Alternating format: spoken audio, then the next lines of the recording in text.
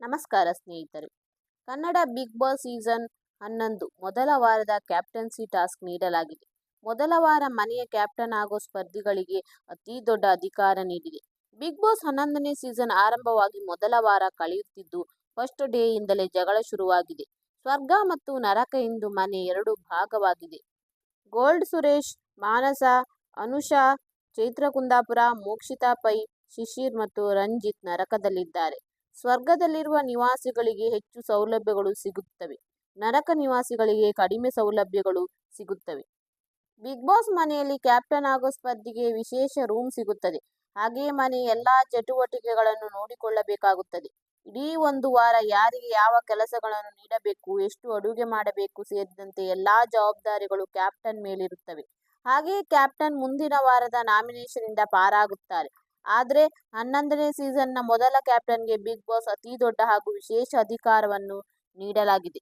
Captain ಆಗೋರು ಮೊದಲು big boss ನೀಡುವ task ಗೆಲ್ಲಬೇಕು. ಮೊದಲ ಕ್ಯಾಪ್ಟನ್ ಟಾಸ್ಕ್ ಅನ್ನು ಸ್ವರ್ಗ ನಿವಾಸಿಗಳಾದ ಯಮುನಾ, ಉಗ್ರಂ ಮಂಜು, ಭವ್ಯ, ಹಂಸ, ತ್ರಿವಿಕ್ರಮ್ ಮತ್ತು ಐಶ್ವರ್ಯ ಆಡಲಿದ್ದಾರೆ.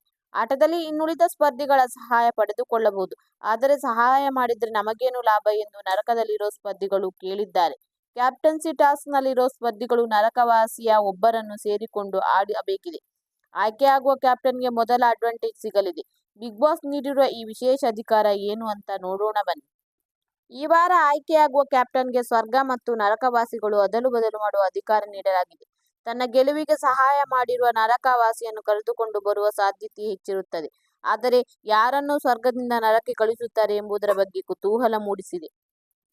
ಇನ್ನು ಈ ವಾರದ ಕ್ಯಾಪ್ಟನ್ಸಿ ಟಾಸ್ಕ್ ನಲ್ಲಿ ಹಂಸ ಅವರು ಗೆದ್ದು ಬಿಗ್ ಬಾಸ್ ಸೀಸನ್ 11ರ ಮೊದಲ ಕ್ಯಾಪ್ಟನ್ ಆಗಿದ್ದಾರೆ. ಇನ್ನು ಈ ಸೀಸನ್ ನ ಮೊದಲ ವೀಕೆಂಡ್ ನಲ್ಲಿ ಕಿಚ್ಚ ಸುದೀಪ್ ಎಂಟ್ರಿ ಕೊಡುವ ಕಾಲವು ಬಂದಿದೆ.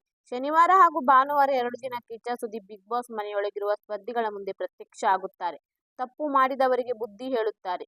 ಎಗುರಾಡುತ್ತಿದ್ದವರಿಗೆ ಕೂಲ್ ಮಾಡ್ತಾರೆ. ಒಂದು ವಾರದ ರಿವ್ಯೂ ಕೊಡುತ್ತಾರೆ. ಈ ಸೀಸನ್ ಮೊದಲ ವಾರ ಲಾಯರ್ ಜಗದೀಶ್ ಹೈಲೈಟ್ ಆಗಿದ್ದಾರೆ.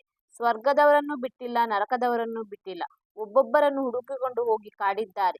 ಮೇಲ್ನೋಟಕ್ಕೆ ಬಿಗ್ ಬಾಸ್ ಮನೆಯಲ್ಲಿ 16 ಸ್ಪರ್ಧಿಗಳೇ ಒಂದು, ಲಾಯರ್ ಜಗದೀಶ್ ಅವರೇ ಒಂದು ಅನ್ನುವಂತಾಗಿದೆ. ಎದುರಿಗೆ ಬಂದಾಗ ಮಾತನಾಡಿಸೋದು ಬಿಟ್ಟರೆ ಉಳಿದ ಸಮಯದಲ್ಲಿ ಲಾಯರ್ ಜಗದೀಶ್ ಸಿಂಗಲ್. ಅದಕ್ಕೆ ಏನು ಸಿಂಗಲ್ ಸಿಂಹ ಅಂತ ಹೇಳಿಕೊಂಡು ಮನೆಯೊಳಗೆ ಓಡಾಡುತ್ತಿದ್ದಾರೆ. ಹಾಗೂ ಹೀಗೂ ಒಂದು ವಾರ ಕಳೆದು ಹೋಗಿದೆ. ವೀಕೆಂಡ್ ನಲ್ಲಿ ಕಿಚ್ಚ ಸುದೀಪ್ ಎಂಟ್ರಿ ಕೊಡುತ್ತಿದ್ದಾರೆ. ಕಿಚ್ಚ ಸುದೀಪ್ ಒಬ್ಬೊಬ್ಬರೇ ಸ್ಪರ್ಧಿಯನ್ನು ಮಾತನಾಡಿಸಿಕೊಂಡು ಬರುತ್ತಾರೆ. ಲಾಯರ್ ಜಗದೀಶ್ ಬಳಿ ಬಂದಾಗ ಕಿಚ್ಚ ಸುದೀಪ್ ರಿಯಾಕ್ಷನ್ ಹೇಗಿರುತ್ತದೆ? ಕಿಚ್ಚನಿಗೆ ಆವಾಜ್ ಹಾಕಿದೆ ಏನಾಗಬಹುದು? ಕಿಚ್ಚನ ಎದುರು ಲಾಯರ್ ಜಗದೀಶ್ ಹೇಗೆ ಮಾತನಾಡಬಹುದು ಅನ್ನೋ ಕುತೂಹಲವಿದೆ. ಇದುವರೆಗೂ ಲಾಯರ್ ಜಗದೀಶ್ ಎಲ್ಲರೊಂದಿಗೂ ಕಿತ್ತಾಡಿಕೊಂಡಿದ್ದಾರೆ. ಸ್ವರ್ಗದಲ್ಲಿರುವ 10 ಮಂದಿಯೊಂದಿಗೂ ಸಂಬಂಧ ಸರಿಯಿಲ್ಲ. ಇತ್ತ ನರಕವಾಸಿಗಳು ಲಾಯರ್ ಜಗದೀಶ್ ಅಷ್ಟಕ್ಕಷ್ಟೇ. ಅಷ್ಟಕ್ಕೂ ಲಾಯರ್ ಜಗದೀಶ್ ಸ್ಟ್ರಾಟಜಿ ಏನು ಅಂತಾನೆ ಗೊತ್ತಾಗುತ್ತಿಲ್ಲ. ಮೈಂಡ್ ಗೇಮ್ ಆಡುತ್ತಿದ್ದಾರಾ, ಇಲ್ಲ ಸ್ಪರ್ಧಿಗಳ ಮಾತಿಗೆ ಟ್ರಿಗರ್ ಆಗುತ್ತಿದ್ದಾರಾ ಗೊತ್ತಿಲ್ಲ. ಕಿಚ್ಚ ಸುದೀಪ್ ಬಾಯಿ ಬಿಡಿಸಬೇಕಿದೆ. 4-5 ದಿನ ಎಲ್ಲರ ಮೇಲೂ ಎಗರಾಡಿದ್ದ ಜಗದೀಶ್ ಬಿಗ್ ಬಾಸ್ ಕಾರ್ಯಕ್ರಮವನ್ನೇ ಮುಚ್ಚಿಸುತ್ತೇನೆ, ಬಿಗ್ ಬಾಸ್ ಅನ್ನು ಎಕ್ಸ್ಪೋಸ್ ಮಾಡುತ್ತೇನೆ ಅಂತ ಕಿರುಚಾಡಿದ್ದಾರೆ. ಧನ್ರಾಜ್ ಆಚಾರ್ ಮೇಲೆ ಎಗರಾಡಿದ್ದ ಲಾಯರ್ ಜಗದೀಶ್ ತಮ್ಮ ವರಸೆಯನ್ನು ಬದಲಿಸಿದ್ದಾರೆ.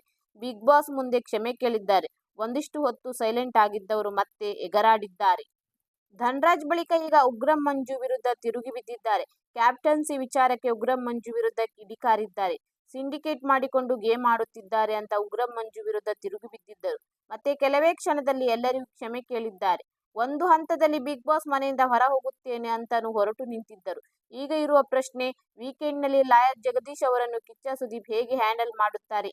ಕಿಚ್ಚ ಸುದೀಪ್ ಮುಂದೆ ಲಾಯರ್ ಜಗದೀಶ್ ತಮ್ಮ ವರ್ತನೆಯನ್ನು ಮುಂದುವರಿಸಿದರೆ ಏನಾಗುತ್ತೆ? ಈ ಪ್ರಶ್ನೆಗೆ ಹಲವು ಸಾಧ್ಯತೆಗಳಿವೆ. ಕಿಚ್ಚ ಸುದೀಪ್ ವೀಕೆಂಡ್ ಎಪಿಸೋಡ್ ನಲ್ಲಿ ಲಾಯರ್ ಜಗದೀಶ್ಗೆ ಅವರ ವರ್ತನೆ ಬಗ್ಗೆ ಮನವರಿಕೆ ಮಾಡಿಕೊಡಬಹುದು. ಅದನ್ನು ಲಾಯರ್ ಜಗದೀಶ್ ಕೂಡ ಕೇಳಬಹುದು. ಮುಂದೆ ಸುಧಾರಿಸಿಕೊಳ್ಳಬಹುದು. ಇಲ್ಲ ಮನೆಯವರೆಲ್ಲರ ವಿರುದ್ಧ ದೂರು ಕೊಡಬಹುದು. ಅದನ್ನು ಕಿಚ್ಚ ಸುದೀಪ್ ಸರಿಪಡಿಸಿ ಒಂದೊಳ್ಳೆ ವಾತಾವರಣ ಮಾಡಬಹುದು. ಇಲ್ಲವೇ ಕಿಚ್ಚ ಸುದೀಪ್ ವಿರುದ್ಧವೇ ವಕೀಲ್ ಸಾಬ್ ಸಿಡಿದೇಳಬಹುದು. ಆಗ ಏನಾಗುತ್ತೆ ಅನ್ನೋದು ವೀಕೆಂಡ್ ನಲ್ಲಿ ಉತ್ತರ ಸಿಗಲಿದೆ.